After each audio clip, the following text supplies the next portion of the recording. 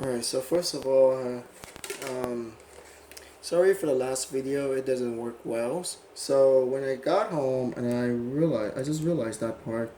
So now I'm just gonna redo the whole lecture again with the data regressions. So for data regression, it's really realistic part in our real life. For example, if you throw a pen, you want to know, or if you push a pen, you want to know the travel distance, the speed, the velocity, etc., and how you can calculate those. It's really interesting part. If you want go more crazy, you can think about the chance of people dying or the chance of a particular person A with suicide or something like that.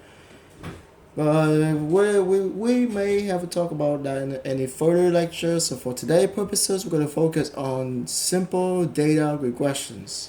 So every time when you have data regression, you need to identify your given information, which is the independent and which gonna be your dependent variable. So for now, in question number one, we got Kami, get a great job at wildlife biologist. And then they give you so many extra information after that. So I'm just gonna say blah blah blah blah blah, and she found the data number of crane C. So we know the first information C stand for crane, and in Japan, from second information will be from 1950 to 1990. All right, then we know one more critical part. That was our T. T in this case stands for time. So for question one, they ask us about the independent. Let me ask you this. When we talk about independent back in math 1, is some variable that you cannot manipulate or change. So for this particular case, what variable you think that you cannot change? Well, the obvious answer in this case has to be time. Because it doesn't matter what you do, time will go with or without you. For crane, there's the argument for crane. Very simple argument, which is what happened if one day the government basically say, well, I don't care about the number of crane, number of bird. So the hunter can go over there and kill 1,000, maybe 100,000 bird for a day. With that same scenario, your bird will be effective. Therefore, it will be manipulate the amount of bird you have, etc., etc. So in this case, time will be your independent, and question B, your dependent, it's going to be crane. Next part will be part C. Find the regression model for the data. What functions? Well, first of all, you need your trusty good old calculator. Make sure it's on. Now, if your calculator not work properly, please raise your hand, and your substitute may or may not give you a different calculator. Well, in that scenario, feel free to use your friend calculator or work with your friend. So now step one, I want you guys to click stat. Once you click stat, you have a bunch of options of statistic. So for the first one, I want you to click edit. Look at here, we have L1, L2, L3. Each of the columns stand for a different type of variable. So for this particular reason, example here, or any other different example in the future, I want you guys to remember that L1 has to be something that independent.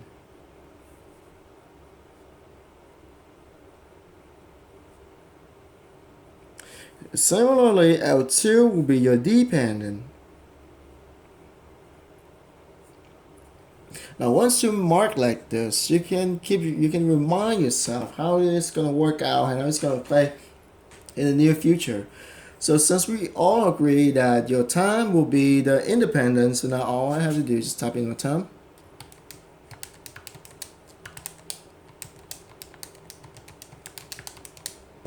You got everything raised by power of 5 except for the first one, which is 0. So that's why you can type it really fast. But also practice make perfect. So now you can type your dependent variable in this case.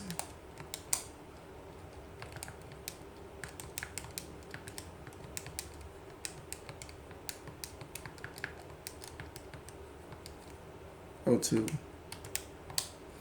602 76 10 9959.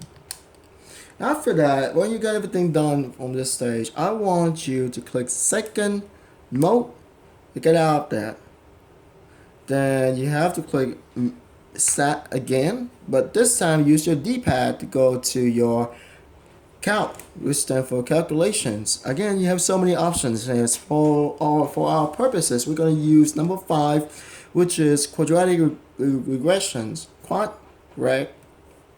Click enter. Again, you can see that your X list is L1, which independent perfectly according to a plan, everything will work perfectly. And L2 will be your Y list.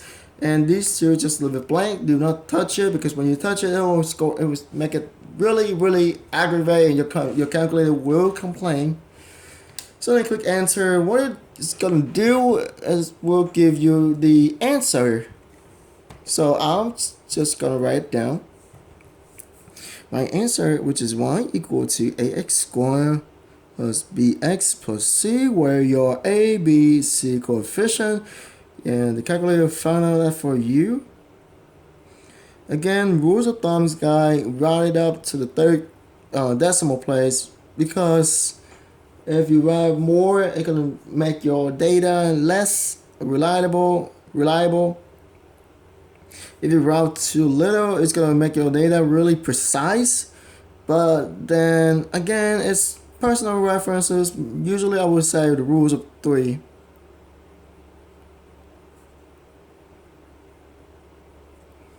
Once you got this, and you can move to question D. Well, question D say what happened if Cammy missing some data in year 2000. So in year 2000, she did not has any data at all. So what is our best estimate for the data? So this question D can only be solved if you find out a question C. Since we got question C already, we can solve this thing very easy. Since we got y equal to 6.866 x squared plus, instead of x, I'm just going to use x. Consistent. Hopefully it's not going to freak you guys out, and hopefully you will not complain.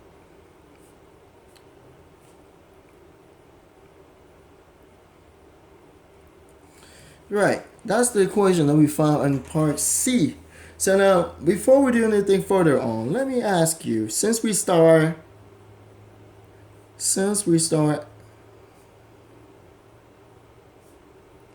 at 1950, meaning that is our year 0.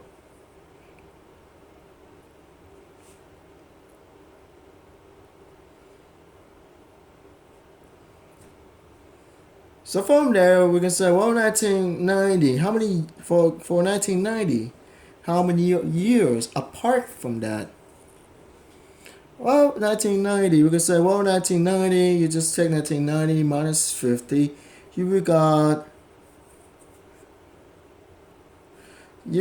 well, it's going to be 40 years apart from 1950. Similarly, with that induction, we can say, so, therefore, in year 2000, meaning that we have, well, 2000 minus 1950, you will have 50 years apart. Now, the purpose of this is to reduce the number.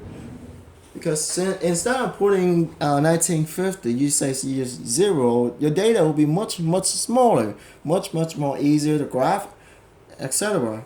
And this is a really critical concept. I will go over that when I come back on Wednesday. So once you got this part here, this gonna be your X variable, your new independent variables you represent for year 2000. All you have to do is just plug it in,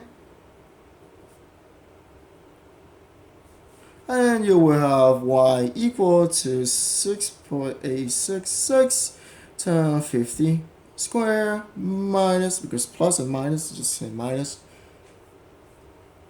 31.304 times 50 plus 264.115, and then you can type the whole thing in your calculator, and hopefully it will not complain.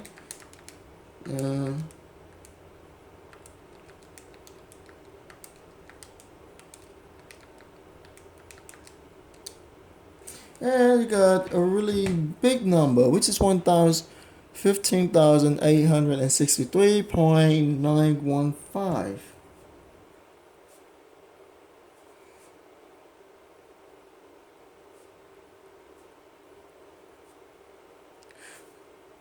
Since we're talking about bird, you cannot have 0.9 of a bird, because you cannot split that bird out. If you do that, that bird will be that. It will be good as that. So I have to write up, which is 15864. And this is your final answer. So right now, similarly, I want you guys to perform the same process and everything else on the rest of the sheet. Also, I will collect the quadratic regressions on the same date. If you don't have that done on Tuesday, you can turn it to me on.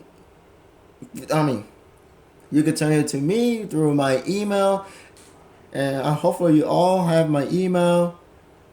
And yeah, remember, guys, 11:59 p.m. That was the deadline. Make sure you turn it on time. Well, and that'll be all. Glad you do. Hopefully it will help you. If you have a question, feel free to send me an email.